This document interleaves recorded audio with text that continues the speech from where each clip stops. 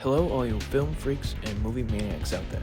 My name is Nolan Carr, and I'd like to welcome you to the go-to podcast for all things cinema. But before you can ask any questions, just sit back, relax, as I present to you a Strawlane Studio Productions Critiquing with Carr. And welcome back, ladies and gentlemen, to yet another great edition of the show here, Critiquing with Carr for Favorite Film Friday. As always, if you've enjoyed episodes such as these ones up until now, do us a favor by subscribing on YouTube, following us on the audio platforms, clicking that thumbs up or like button so you can tell us you enjoy these episodes, turning on post notifications so you can stay up to date when episodes release on those platforms, as well as clicking at share out so you can help continue to grow the podcast with other friends and family. Also, if you want other ways of staying up to date with the show, do us a favor by following us on Instagram at Critique with Carr. I say all that because on this week's sort of lame edition of Favorite Film Friday, we're talking about the rather lackluster film Paths of Glory. And with that being said, let's begin. This movie was directed and co-written by Stanley Kubrick. The other co-screenwriters were Calder Willingham and Jim Thompson. The movie was based off the 1935 play Paths of Glory by Humphrey Cobb. The film was produced by James B. Harris. The cast for this movie is as follows: Kirk Douglas, Ralph Meeker, Aldous Minju, George McCready, Wayne Morris, and Richard Anderson. The cinematography for this movie was done by George Krause. The movie was edited by Eva Kroll. The musical score was done by Gerald Fried. The production companies for this film were Brenna Productions and Harris Kubrick Pictures Corporation. The movie was distributed by United Artists. The film was first released on November 1st of 1957 in Munich, Germany, and on December 20th of 1957 in the United States nationally. The runtime for this movie was 88 minutes. The budget for this film was $900,000. The budget for this movie was $900,000, and the box office grand total for this movie was $1.2 million US. The accolades for this movie are as follows: at the BAFTA Awards, the movie was nominated for Best Film, and finally, at the Writers Guild of America Awards, Stanley Kubrick, Calder Willingham, and Jim Thompson were nominated for Best Drama Screenplay. And now it's time for one of my two favorite parts, which is an I list off the top 10 highest-grossing films for this year's release, being 1957's Paths of Glory. Coming in at number 10 was Jailhouse Rock. It was distributed by Metro-Goldwyn-Mayer. Its worldwide gross was $4 million,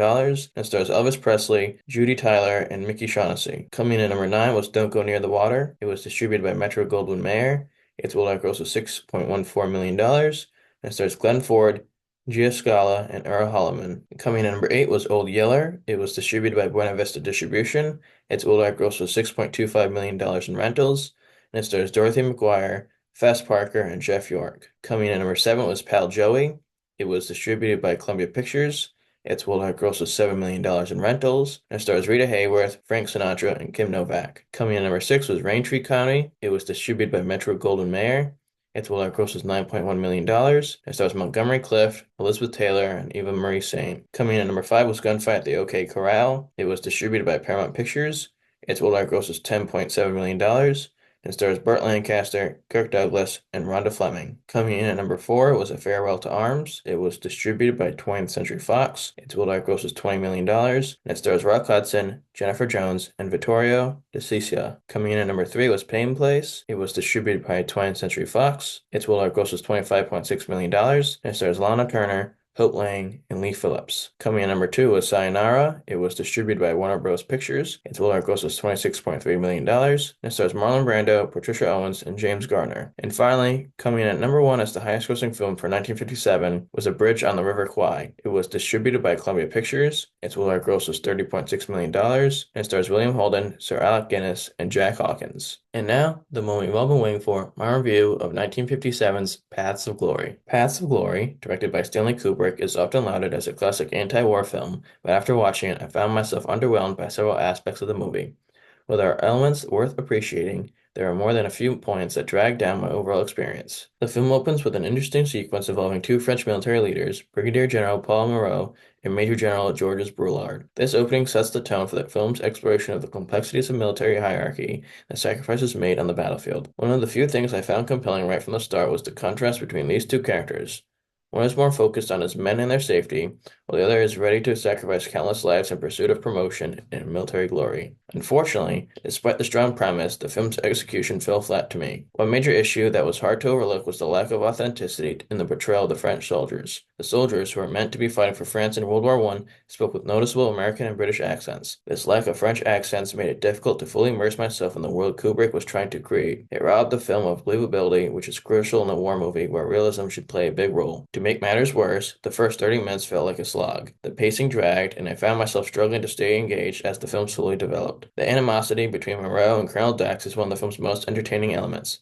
Dax, who is portrayed as the moral compass of the movie, stands in stark contrast to Moreau's cold and callous leadership. Dax's decency shines through as he tirelessly defends his men, fighting against a corrupt military system that is more interested in scapegoating than justice. I appreciate how Dax represents the underdog, standing up for his men during the military tribunal, even when every possible avenue for a fair defense was blocked. His ethics in the face of overwhelming opposition made him the only character I could somewhat root for, though even Dax felt a bit underdeveloped at times. Major General Brulard was another character I found interesting. Though practical and somewhat detached, he's portrayed as honest, fair, and firm in his dealings. Brulard's confrontations with Moreau, particularly when Moreau's unethical orders are exposed, were some of the more engaging moments of the film. Watching Moreau squirm as he realizes his career might be in jeopardy was satisfying, even if the overall resolution of this conflict felt somewhat rushed. However, as the movie progressed towards its conclusion, I found the final sequence to be anticlimactic. The scene where Moreau is exposed for ordering his own men to be shot, and Brulard offers Dax a promotion, felt like a missed opportunity for a more satisfying resolution. Dax's refusal to accept the promotion was in line with his character's moral integrity, but the film's ending,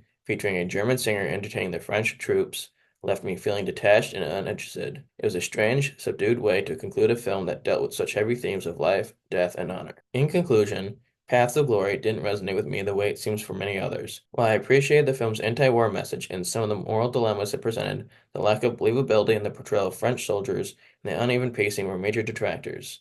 The first 30 minutes were a struggle to get through, and even when the film picked up, it never fully captured my interest. The acting was decent, particularly Kirk Douglas as Colonel Dax, but none of the characters truly stood out to me besides Dax and, to a lesser extent, the three soldiers who were unjustly executed. The film's attempt to portray the inhumanity of war was overshadowed by its lack of authenticity and somewhat dull final act. While Paths of Glory may be a classic in the eyes of many, it just didn't work for me. I wouldn't watch it again, and I certainly wouldn't recommend it to others, especially given the many other, more compelling war films out there. Which is why I'm only able to give it a measly score of 5 out of 10 on the Diamond Dave scale. On the Diamond Dave scale, as the lowest score I've ever given. And with that being said, my film freaks and cinephiles, if you've enjoyed what you've tuned into today, do us a favor by subscribing on YouTube, following us on the audio platforms, clicking on thumbs up or like buttons can tell us you enjoy these episodes, turning on post notifications so you can stay up to date on those platforms when new episodes release, as well as clicking on share out so you can help continue to grow the podcast with our friends and family. Also, if you want other ways of staying up to date with the show, do us a favor by following us on Instagram at Critique with Carr. With that being said, my film freaks and cinephiles, happy viewing.